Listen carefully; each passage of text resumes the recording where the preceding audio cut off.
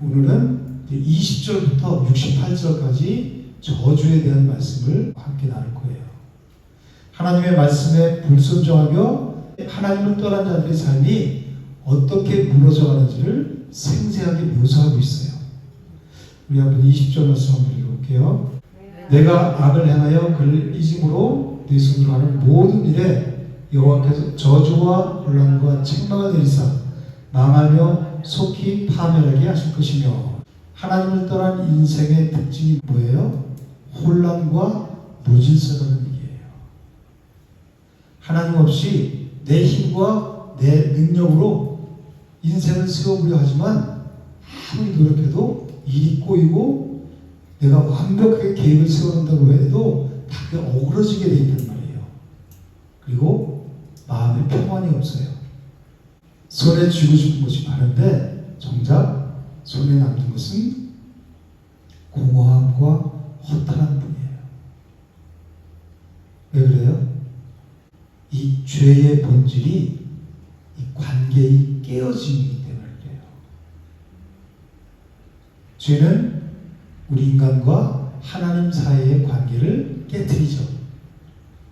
그래서 생명의 근원이신 하나님과 관계가 깨어지면 우리는 그분으로부터 공급되던 모든 삶의 질서와 조화가 다 무너져 버리게 되는 거예요.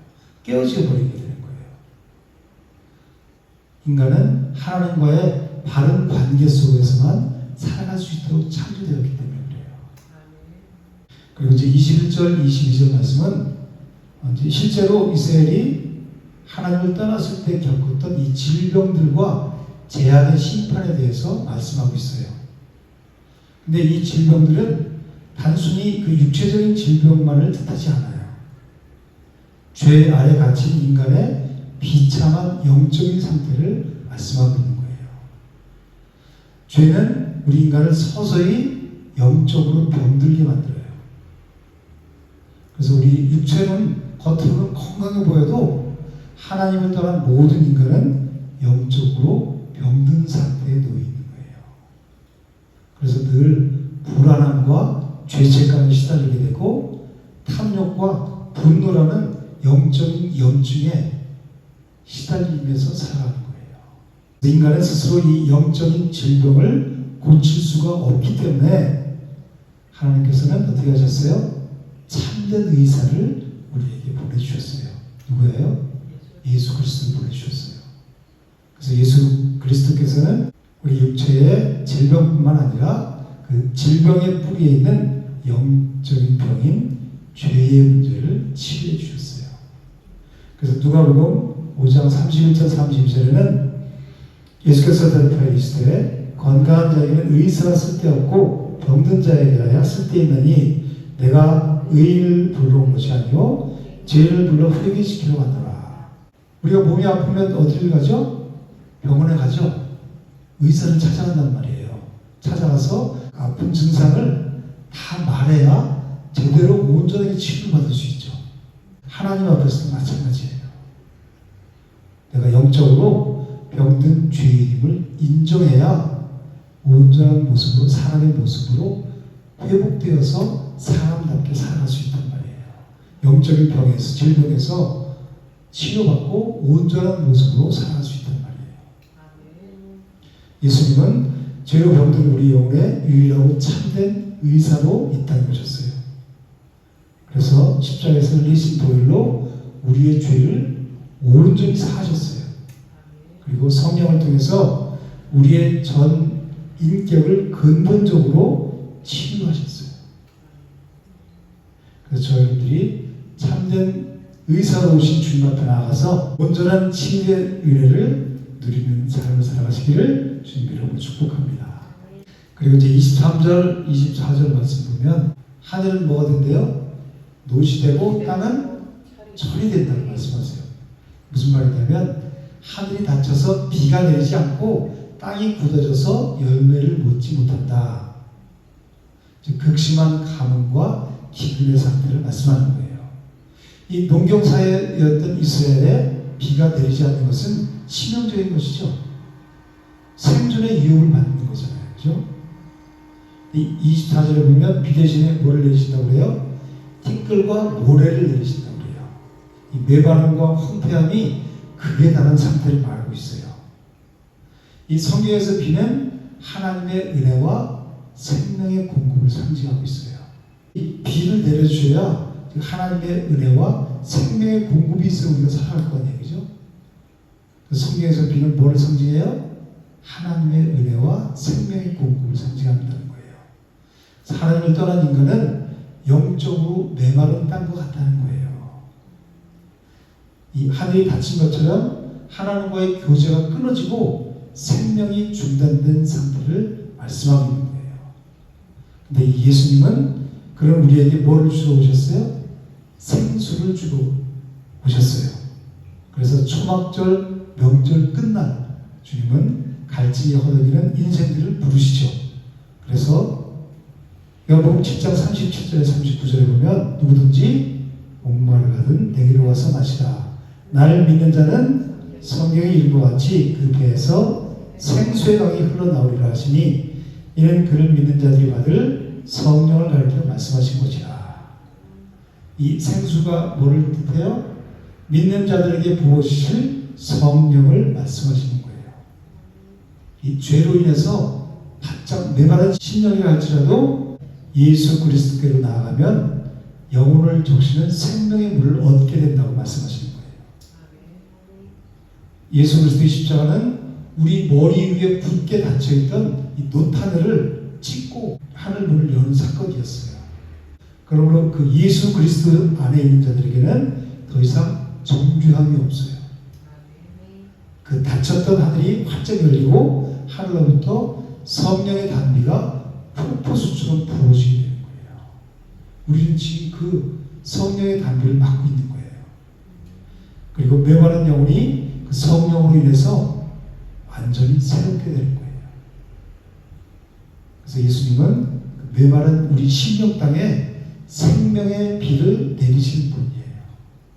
그래서 그리스도 안에 있는 자들은 그 비를 흡수한 좋은 땅처럼 땅이 메말랐던 땅이 비를 맞고 나면 어떻게 돼요? 그 비를 흡수하면 부들부들한 땅이 되죠. 그래서 생명을 이제 싹 틔울 수 있게 되죠. 우리 심령 땅이 그렇게 된다는 거예요. 그래서 하나님의 말씀과 성령의 은혜 가운데 풍성한 열매 맺는 삶을 살아갈 수 있게 하신다는 거예요. 이 죄는 하늘을 닫지만 그리스도는 하늘 문을 여세요. 죄는 우리 영혼을 심령 땅을 메마르게 하지만 성령께서는 그 메마른 영혼에게 생수의 강이 넘쳐오게 하세요. 그리고 이제 25절, 26절 말씀 보면 패배와 수치를 당하게 하셨다고 말씀하세요. 하나님은 우리를 늘 눈동자같이 지키신다고 말씀하시죠. 그리고 보호하신다고 말씀하세요. 그런데 그 보호하심에 울타리가 거두어지게 되면 이 이스라엘은 원수들 앞에서 속절없이 패배하게 된다는 거예요. 전쟁에서도 패하고 그 죽은 시체를 장사도 지내지 못한 채 어떻게 돼요? 시체가 공중의 새와 들짐승들의 밥이 될 것이라고 말씀하고 있어요. 하나님께서 우리 인간을 하나님의 형상대로 창조하셨죠. 창세기에 보면. 그리고 이 하나님이 창조한 세상을 다스리고 정복하라고 말씀하셨죠. 우리에게 그것을 위임하셨어요. 그런데 우리 인간이 죄를 선택하는 순간 그 다스리는 권세를 잃어버리고 오히려 그 죄와 사망 그리고 사단의 권세 아래 짓밟히는 비참한 패배자의 삶으로 전락하게 된단 말이에요. 그래서 공중의 새와 들짐승들의 밤이 되는 거예요. 즉 사탄의 먹잇거리가 됐다는 거예요. 그런 우리를 위해서 누가 오셨어요? 예수 그리스도께서 이 땅에 오셨어요. 그래서 온갖 수치와 조롱과 멸시를 우리 대신 다 받으시고 온몸에 물과 피를 쏟으신 것은 바로 우리의 영적인 수치를 덮으시기 위함이었어요. 주님은 십자가에서 죽으시고 부활하심으로 죄와 사망의 권세를 완전히 멸하시고 영원한 승리를 이루셨어요. 그러므로 그 예수 그리스도 안에 있는 자들은 더 이상 공중의 새와 들짐승의 먹잇감이 되지 않아요. 더 이상 그들의 사탄의 밥이 아니에요. 사탄에게 짓밟히는 패배자의 삶을 살지 않아요. 예수님이 십자가에서 승리하신 것은 곧 내 승리란 말이에요. 그 이긴 자들이 누리는 게 천국이잖아요. 그래서 로마서 8장 37절에는 그러나 이 모든 일에 우리를 사랑하시는 이로 말미암아 우리가 넉넉히 이기느니라. 우리는 이미 이긴 싸움이죠. 넉넉히 이긴다고 그러잖아요. 그죠? 그리고 이제 27절과 29절을 보면 그 심판의 영역이 이 치유받지 못할 이 육신의 병과 정신병으로 이어진다고 말씀하세요. 이 27절에 보면 종기와 치질과 괴혈병과 피부병이 육체의 고통을 의미하고 있어요. 그렇다면 28절에서 나오는 미치는 것과 눈 먼 것과 정신병은 정신적인 고통을 말해요. 그 결과 29절의 말씀처럼 백주 되나돼도 마치 한밤중인 것처럼 길을 찾지 못한대요. 그리고 손으로 벽을 더듬거리면서 방황하는 비참한 삶을 살게 된다는 거예요. 이 죄는 우리 인간의 몸만 병들게 하는 것이 아니죠. 우리 이성을 마비시키고 우리 생각을 어둡게 만들어요. 그래서 부정적인 생각을 가득 차게 만들어요. 그래서 영적인 판단력을 완전히 흐려버리게 만드는 거예요. 그래서 참과 거짓을 구별하지 못하게 하고 영원한 생명의 주인이신 하나님을 볼 수 없게 만들어요. 성경은 이런 상태를 뭐라고 그래요? 영적인 소경이다, 맹인이다 이렇게 말씀하고 있어요. 이렇게 참된 길을 알지 못해서 어둠 속을 방황하던 우리를 향해서 주님은 뭐라고 말씀하시냐면 요한복음 8장 12절에서 나는 세상의 빛이니 나를 따르는 자는 어둠에 다니지 아니하고 생명의 빛을 얻으리라. 예수님이 빛이시잖아요. 그 예수님을 따르는 우리도 생명의 빛을 얻고 이제 어둠의 종로를 타지 않는다는 거예요. 어둠에 다니지 않는 거예요. 더 이상. 예수님은 공생의 기간 동안 수많은 맹인의 눈을 뜨게 하셨죠. 치유하셨잖아요. 사람들은 예수님도 치유하셨기 때문에 이 시대의 목회자들도 그 치유의 은사가 있어야 된다. 그래야 성도들도 모이고 교회가 좀 부흥하고 하나님 나라가 든든히 세워진다 이렇게 말하는 사람들이 있어요. 예수님이 이 공생의 기간 동안에 수많은 병자들을 치유하고 맹인의 눈을 뜨게 하신 것은 단순히 그의 육체의 시력을 회복시켜 주시기 위해서가 아니에요. 영적인 소경으로 살아가는 자들의 눈을 뜨게 하심으로 길이요 진리요 생명이신 참 구원의 길이신 예수 그리스도를 보게 하시려고 그렇게 하신 거예요. 예수님이 참된 영적인 눈을 뜨게 해주셔 오신 분이다. 그분이 메시아다 이것을 보게 하시려는 거예요. 세상에서 많이 배우고 세상 지식을 많이 쌓는다고 하더라도 하나님을 아는 영적인 눈은 우리 스스로 뜰 수 없어요. 오직 빛 대신 예수 그리스도께서 우리 마음속에 찾아오실 때만 가능한 것이에요. 주님은 죄로 인해서 얻어진 우리의 영안을 열으셔서 하나님을 뭐라고 부르게 하셨어요? 아바, 아버지라고 부르게 하셨어요. 그리고 방황하던 우리 인생길에 마침표를 찍어주시는 분이에요. 그리고 오직 진리의 길, 생명의 길을 걸어가게 하세요. 그리고 이제 30절에서 35절 말씀을 보면 하나님을 떠난 인생이 세상에서 열심히 쌓은 것들이 얼마나 허망하게 무너져가는지를 극적으로 보여주고 있어요. 여기 내용들을 보면 약혼한 아내를 빼앗기고 집을 지어도 그 집을 다른 사람이 차지한대요. 그리고 포도를 심어도 열매를 먹지 못하고 수고는 하지만 그 열매를 누리지 못하는 거예요. 자녀들은 포로로 끌려가고 가축과 재산은 어떻게 된다고 그래요? 다 빼앗기게 된다고 그러죠. 우리 인간이 사람이 평생 붙잡고 살아가는 것들이 한순간에 모두 무너지는 모습이잖아요. 솔로몬 왕이 인생 말년에 전도서에서 뭐라고 고백했죠? 헛되고 헛되며 헛되고 헛되니 모든 것이 헛되도다. 이 죄는 우리 인간에게 참된 만족과 마음의 평안, 안식을 주지 못해요. 하나님이 없는 열심은 결국 전적인 상실과 허무함으로 가득 찬 통이에요. 그래서 35절에 보면 몸이 전체가 머리부터 발끝까지 악성 종기로 가득하게 되는 거예요. 즉 우리 인간이 전적으로 타락한 존재인 것을 말씀하고 있는 거예요. 이 죄는 우리 인간의 생각과 마음 그리고 의지와 감정, 삶의 모든 영역을 다 오염시켜요. 내 인간은 스스로 이 문제를 해결할 수가 없어요. 그래서 예수 그리스도께서 이런 모든 저주를 담당하시기 위해서 이 땅에 오신 거예요. 그래서 여기 이 모든 저주들은 이스라엘 민족들의 실패를 기록한 것이 아니라 이 죄 아래 있는 모든 인간이 우리의 구원자 되신 예수 그리스도께 나아가야 살 수 있다는 것을 보여주는 거예요. 36절에서 46절은 이 저주가 이제는 개인에서 민족 전체의 멸망과 포로 생활로 확대되는 것을 말씀하고 있어요. 이스라엘이 장차 이방 나라의 포로로 끌려가게 될 것을 말씀하고 있는 거예요. 실제로 이스라엘은 이렇게 됐죠. 북이스라엘이 어디에 의해서 멸망했어요? 아시리아, 아수르에 의해서 멸망했잖아요. 남유다는 바벨론 제국에 의해서 포로로 다 끌려갔죠. 왜 그랬어요? 그들이 하나님과의 언약을 깨뜨렸기 때문에. 그래서 하나님께서 주신 기업을 잃어버리게 되는 거예요. 아담과 하와가 에덴에서 쫓겨난 이유가 뭐예요? 죄 때문이었죠.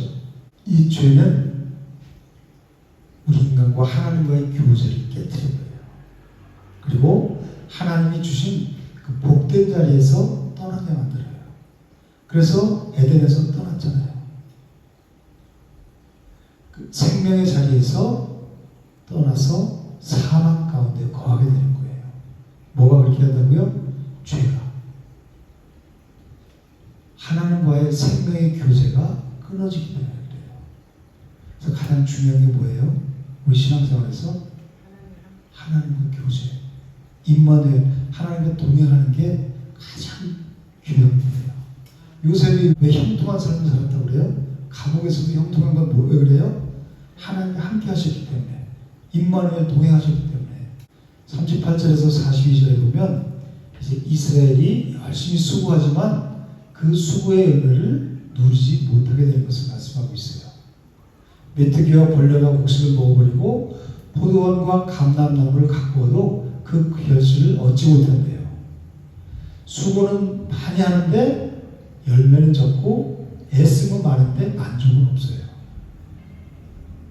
죄는 하나님이 주시는 참된 복을 잃어버리게 만들어요.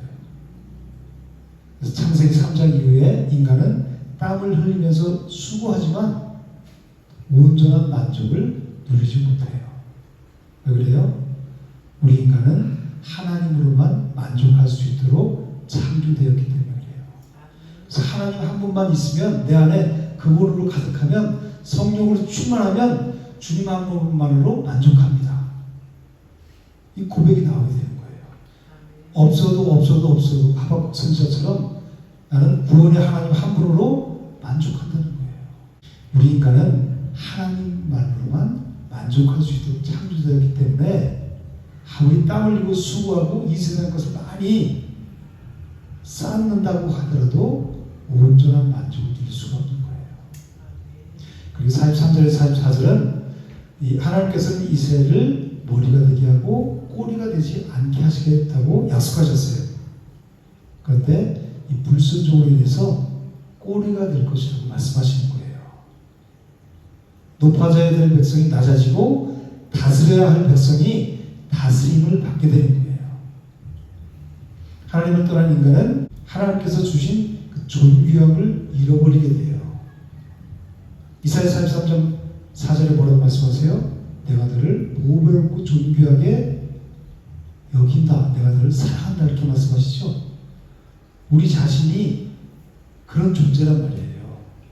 하나님을 떠난 인간은 하나님께서 주신 그 인간의 존귀함을 잃어버리게 돼요.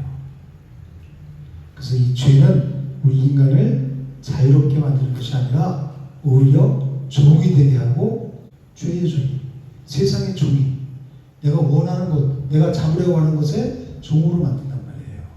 사단이 그렇게 한다는 거예요. 거기에 얽매이게 만드는 거예요. 평생 그것을 쫓아 살아가게, 가장 귀한 것을 볼 수 없게 만드는 거예요. 그래서 죄는 인간을 자유롭게 만드는 것이 아니라 오히려 종이 되게 하고 두려움과 욕망의 노예로 살아가게 만들어요. 근데 참된 자유는 우리가 그리스도 안에 있을 때만 누릴 수 있어요. 그리고 45절, 46절은 이제 저주하는 목적에 대해서 말씀하고 있어요. 모세는 이 모든 재앙의 이유를 분명히 밝히죠. 그 이유가 뭐예요? 1절에서 말씀하셨던 것처럼 내 하나님 여호와의 말씀을 청종하지 아니하고 하나님의 말씀을 듣지 않는단 말이에요. 뭐 때문에? 죄 때문에. 내게 명령하신 그 명령과 불의를 지키지 아니함으로 이 모든 재앙이 임하게 된다는 거예요. 그죠?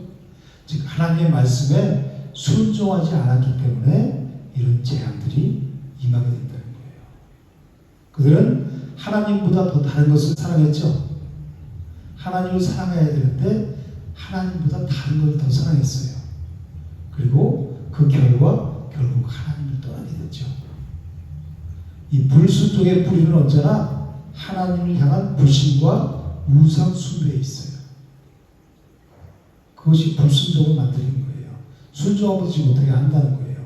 우리 인간은 죄로 인해서 너무 많은 것을 잊어버렸어요. 가장 먼저 뭘 잊어먹었죠? 하나님과의 교제를 잃어버렸어요. 에덴에서 하나님과 교제하는 사람, 행복한 사람 살았죠? 아무것도 없었잖아요. 그죠? 근데 행복했어요. 그 하나님과의 교제를 잃어버리니까 그 결과 마음의 참된 안식을 잃어버렸죠. 그리고 마음의 평안과 기쁨을 잃어버렸어요. 그리고 존귀함과 자유함을 잊어버렸죠. 그리고 영원한 기쁨을 잃어버렸어요. 이게 다 뭘로 인해서 잊어버렸어요? 죄로 인해서. 이 모든 것은 다 오직 예수 그리스도 안에서만 온전히 회복될 수 있는 거예요. 예수 그리스도께서는 이 모든 잃어버린 것들을 회복시키기 위해서 이 땅에 오셨어요.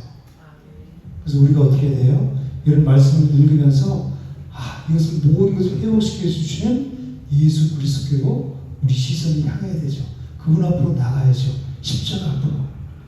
십자가 앞으로 달려나갈 때만 이 모든 것을 우리가 회복하고 누리는 삶을 살아갈 수 있단 말이에요. 그게 곧 하나님 나라 천국을 누리는 삶이에요. 47절에서 이제 57절 말씀 보면 하나님을 섬기지 않은 결과가 얼마나 비참한지 대해서 보여주고 있어요. 이 저주의 근본적인 원인이 뭐라고 말씀하고 있어요? 47절에 하나님께서 풍성한 은혜를 주셨는데도 불구하고 그들은 기쁨과 즐거운 마음으로 하나님을 섬기지 못했대요. 하나님을 향한 마음이 떠난 거예요. 죄는 단순히 계명을 어기는 것이 아니라 하나님보다 다른 것을 더 사랑하는 것을 말해요. 가장 큰 것이 뭐예요? 돈이죠. 그래서 디모데전서 6절 10절에 뭐라고 말씀하고 있어요? 돈을 사랑함이 일만하게 뿌리가 되나니 이것을 탐내는 자들은 미혹을 받아 믿음에서 떠나 많은 근심으로써 자기를 찔렀도다. 돈을 사랑하는 게 뭐가 된대요? 일만 악의 뿌리가 된다는 거예요. 돈이 만물이잖아요. 그죠? 돈이 곧 하나님이라는 거예요. 돈을 쫓아가는 사람들은 돈으로 해결 안 될 것이 없으니까 이 사람들은 돈으로 해결하지 못할 것이 없다고 생각하죠. 이건 이 사람들의 생각이죠. 착각이죠. 가장 중요한 생명은 살 수 있어요, 없어요? 살 수 없죠. 물론 돈으로 요즘 이제 사람의 장기를 팔아서 오랫동안 살고 이런 얘기 하잖아요. 그죠? 그런데 영원한 생명은 살 수 없죠. 우리 육신의 생명은 수명은 조금 늘게 나갈 수 있지만 영원한 생명, 근본적인 생명은 돈으로 살 수가 없고 흉내낼 수가 없는 거예요. 이거는 어디에 적혀 있기 때문에 그래요? 오직 하나님께만 섞여 있기 때문이에요. 생명은. 49절에서 52절 보면 무서운 적국의 침략을 당하게 된다고 말씀하고 있어요. 멀리서 강한 민족이 와서 성읍들을 포위한대요. 이 말씀은 그 실제 역사 속에서 아수르와 바벨론 제국이 그 침략을 통해서 실제로 이루어졌죠. 하나님을 떠난 인간은 반드시 다른 주인을 섬기게 돼요. 그래서 회색지대가 없다고 그러죠. 우리가 하나님을 섬기지 않으면 사탄의 종이 된다는 얘기예요. 하나님을 떠난 인간은 반드시 다른 주인을 섬기게 된다는 것을 말씀하고 있어요. 우리 인간은 스스로 주인이 되어서 살 수가 없어요. 하나님을 섬기지 않으면 반드시 사탄을 섬기게 되는 거예요. 그래서 결국 죄와 욕망의 노예가 되어서 비참한 삶을 살게 된다고 말씀하는 거예요. 53절에서 57절에 보면 성읍이 포위가 돼서 기근이 극심해져요. 그래서 부모가 자기 자녀까지 먹게 되는 참혹한 상황을 맞이하게 된다고 말씀하고 있어요. 어떻게 부모가 자녀를 먹어요? 이런 일들은 그런데 실제로 일어났죠. 사마리아가 함락될 때, 그리고 예루살렘이 포위되었을 때 이런 일들이 일어났어요. 정말 가장 비극적인 심판의 장면인 거예요. 이것은 이 죄가 우리 인간을 어디까지 타락시키는지를 보여주는 거예요. 사단이 그런 일을 한다는 거예요. 죄는 인간성을 완전히 파괴해버리고 철저하게 이기적인 삶을 살게 만들어요.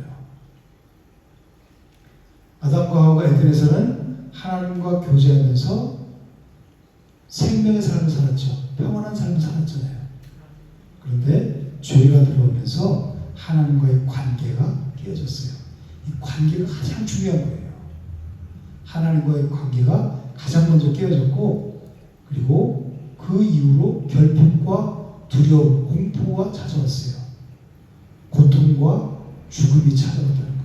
우리 인간이. 이 저주는 인간이 하나님을 떠났을 때 얼마나 비참해질 수 있는가를 보여주고 있어요. 첫 번째 아담의 불순종으로 우리 인간에게는 저주와 기근 그리고 죽음이 찾아왔죠.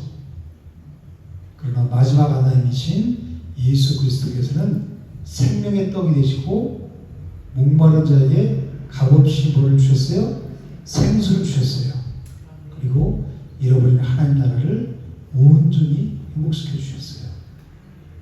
예수님께서는 굶주리고 온갖 조롱과 모욕을 다 당하시면서 십자가에서 버림받으신 이유가 뭐예요? 바로 죄로 인해서 우리가 받아야 될 저주를 대신 담당하시기 위해서 그렇게 하신 거예요. 그러니까 이런 말씀을 보면서 내가 열심히 순종해야지 그게 아니라 나 대신 저주를 받고 십자가에서 나 대신 다 이 대가를 지으신 예수 그리스도를 바라봐야 된다는 거예요. 그래서 율법은 초등교사의 역할을 한다는 거예요. 예수 그리스도는 우리를 인도하는 역할을 한다는 거예요. 내가 이렇게 철저하게 죄인이구나. 그래서 예수 그리스도를 쳐다보게 만들고 그분께로 나갈 수 있는 역할을 해주는 것이 율법이란 말이에요. 율법을 내가 지켜야지, 순종해야지 그런 것이 아니라. 예수님이 저주를 받으심으로 우리가 뭘 얻었어요? 생명을 얻었죠. 그리고 예수님이 버림받으심으로 우리는 하나님께 받아들여졌어요. 다시 아들로, 자녀로. 그리고 예수님이 십자가에 죽으심으로 우리는 영원한 생명을 얻게 됐어요. 이제 58절에서 68절 마지막 저주의 결론 부분이에요. 언약을 잃어버린 결과가 얼마나 심각한지에 대해서 말씀하고 있어요. 58절에서 61절 보면 이 저주의 근본적인 원인이 뭐라고 말씀하세요? 여호와를 경외하지 않은 것에 있다고 말씀해요. 즉 하나님을 하나님으로 인정하지 않고 마음에서 하나님을 밀어낸 결과라는 거예요. 이것이 성경에서 말하는 죄의 본질인 거예요.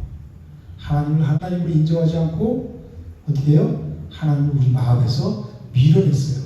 그리고 내가 하나님의 자리에 올라갔어요. 그리고 하나님을 사랑하는 것보다 세상을 사랑해. 내 자신을 더 사랑하고. 이거 무상이잖아요. 내 자신을 사랑하는 게 무상이란 말이에요. 그게 하나님을 하나님으로 인정하지 않는 거란 말이에요. 우리 하나님이 지으셨잖아요. 그죠? 그럼 우리 하나님 거죠? 하나님이 주인 되셔야 되는데 내가 그 주인의 자리에 올라와 있다는 말이에요. 우리 삶을 보면 다 그래요. 그리고 하나님보다 자기 자신을 더 사랑하고 세상을 더 사랑해요. 자기 자신을 사랑하니까 세상을 사랑하게 되는 결과를 가져오게 되는 거예요. 이게 성경에서 말하는 죄의 본질이라는 거예요. 우리 인간의 창조의 목적이 뭐라 그랬어요? 이사야 43장 7절에는 하나님의 영광을 위하여 창조된 자를 오게 하라 그러죠. 우리는 하나님의 영광을 위해서 창조된 자란 말이에요. 내 영광을 위해서 창조된 자가 아니라. 웨스트민스터 소요리 문답 제1문항 제1문이 뭐라고 되어 있어요? 사람의 지음되는 목적은 무엇입니까? 하나님을 영원롭게 하고 영원토록 그분을 즐거워하는 삶, 그게 우리 삶의 목적이란 말이에요. 그런데 이 죄는 하나님을 우리 중심에서, 우리 마음 중심에서 밀어내요. 그리고 자기 자신을 그 중심에 세우는 거예요. 너를 위해서 다 먹어라. 그렇죠? 선악과를. 그럼 네가 눈에 발라져서 하나님보다 될 거야. 바벨탑 사건도 높아지려는 그 마음. 누가 줬어요? 사단이 준 거잖아요. 그리고 이제 62절에서 63절은 인구가 감소되는 것과 심판에 대해서 말씀하고 있어요. 하나님은 아브라함에게 후손이 별처럼 많아질 것이라고 약속하셨죠. 그런데 이 하나님의 언약을 버리게 되면 그 복을 누리지 못한다고 말씀하시는 거예요. 63절에 보면 여호와께서 너를 망하게 하시며 멸하시기를 기뻐하신대요. 이 말씀이 이해가 가요? 하나님은 어떤 하나님이시죠? 하나님은 사랑이시죠? 심판은 본래 하나님의 뜻이 아니죠? 끝까지 우리 인간이 하나님을 거부한 결과로 주어진 거예요. 64절에서 67절은 이제 이스라엘이 열방 가운데 흩어지게 될 것을 말씀하고 있어요. 이스라엘 백성들은 열방 가운데 흩어지는 디아스포라를 경험하게 되죠. 이 흩어진 백성은 마음에 안정이 없어요. 평안이 없고, 그리고 항상 두려움과 공포 가운데 살아가요. 그래서 이거 뭐라고 말씀하냐면 아침에는 저녁이 되었으면 하고 저녁에는 아침이 되었으면 한다는 거예요. 이거는 극심한 공포와 절망 상태를 의미하는 거예요. 우리 인간은 하나님이 없으면 참된 안식과 평안을 누릴 수 없어요. 인간은 하나님과 친밀한 관계 속에서만 참된 평안을 누릴 수 있어요. 그래서 우리에게 가장 큰 복이 뭐라고요? 임마누엘의 복이라는 거예요. 하나님 나와 함께 하시는 것. 이 샬롬은 하나님과의 관계가 회복되는 걸 샬롬이라고 하죠. 전쟁의 총알이 빗발치는 그 속에서도 마음의 평안을 누리는 것이 샬롬 평강이에요. 그래서 임마누엘의 복이 가장 큰 복인 거예요. 우리는. 그리고 이제 마지막에 68절에 보면 다시 어디로 들어간대요? 애굽으로. 애굽은 이 종살이와 억압 그리고 구원 이전의 상태를 말하고 있어요. 하나님께서 이스라엘을 애굽에서 건져내셨죠. 그런데 하나님의 언약에 불순종하게 되면 다시 끔찍한 죄와 어둠의 그 종살이하는 자리로 돌아가게 된다는 것을 말씀하세요. 우리 신앙생활하면서 배우잖아요. 죄의 종로를 타고 세상의 종로를 타는 사람들이 애굽으로 다시 돌아가는 이 모습이에요. 죄는 언제나 우리를 더 깊은 노예의 상태로 끌고 들어가요. 그 죄에서 자유 누리는 길이 뭐예요? 진리이신 예수 그리스도 안에 생명 안에 머무는 거예요. 오늘 이 시편 28장이 불순종의 그 저주를 이렇게 길고 정말 공포스러울 정도로 철저하게 처절하게 말씀하신 것은 우리를 공포의 도가니 속으로 집어넣기 위한 것이 아니죠. 우리 인간의 힘으로는 결코 이 저주의 늪에서 빠져나올 수 없다는 것을 철저하게 깨닫고 어디로? 생명 안으로, 하나님의 통치 안으로, 그리고 그리스도 안으로 들어오라고 말씀하시는 거예요. 우리를 사랑하시는 메시지란 말이에요. 이걸 읽고 두려워 공포에 떨라고 이렇게 기록한 것이 아니란 말이에요. 그러니까 너희는 이 말씀을 지킬 수 있는 존재가 아니야. 이 말씀을 다 십자가에서 이루신 율법을 완성하신 예수 그리스도 안으로 생명 안으로 들어오라고 하는 사랑의 메시지란 말이에요. 하나님을 떠나 살아가는 우리 인간의 비참한 영적인 상태를 낱낱이 드러내므로 인해서 예수 그리스도의 십자가의 은혜를 더욱 선명하게 드러내는 말씀이라는 거예요. 그래서 우리는 예수님이 필요한 사람들이라는 거예요. 신명기 28장은 두 사람을 보여주고 있어요. 어떤 사람이냐면 첫 번째 사람은 아담 안에 있는 인간의 모습이에요. 이 아담 안에 있는 자들은 질병과 실패 그리고 저주와 두려움, 사망 가운데 고통하는 삶을 살다가 영원한 멸망 가운데 떨어지죠. 하나님을 떠난 인간의 모습이에요. 이 저주의 모습. 그리고 두 번째 사람은 누구예요? 두 번째 아담, 예수 그리스도 안에 있는 자. 즉 그리스도 안에 있는 자들은 더 이상 저주 안에 있지 않죠. 그리고 이 에덴에서처럼 하나님과 화목한 관계를 유지하고 맺고 살아가요. 그리고 그리스도 안에서 새로운 피조물로 풍성한 생명을 누리는 삶을 살아가요. 하나님 나라를 마음껏 누리는 삶을 살아가요. 어떤 환경과 어떤 처지에서도 하나님과의 온전한 관계가 회복되면 곧 하나님 나라 천국을 누리는 삶을 살아간단 말이에요. 이게 정말 성경에 기록된 말이고 상수적인 말이 아니라 실제로 이 삶에서 우리 삶에 경험되잖아요. 그죠? 여러분들 성경을 읽고 말씀 속으로 깊이 들어가 보면 아멘, 아멘 소리 속에서 저절로 나오죠. 하나님 말씀만이 진리입니다. 내가 살면 살수록 신앙생활을 하면 할수록 말씀을 읽으면 읽을수록 하나님 말씀만이 아멘입니다. 속에서 여러분 나오잖아요. 고백이 터져나오잖아요. 그죠? 살면서 실제로 경험하잖아요. 이게. 그래서 하나님은 살아계신 하나님이라는 거예요. 말씀이 곧 하나님이라는 거예요. 말씀에 내가 영향을 받는 사람을 살아가니까. 그래서 저와 여러분들은 더 이상 저주 안에 있는 자가 아니라 어디에 있어요? 그리스도 안에서 생명 안에 있는 자예요. 그래서 저와 여러분들이 날마다 이 생명의 근원이신 주님과 함께 풍성한 생명을 마음껏 누리는 그런 복된 삶을 살아가시기를 주님으로 축복합니다. 아멘.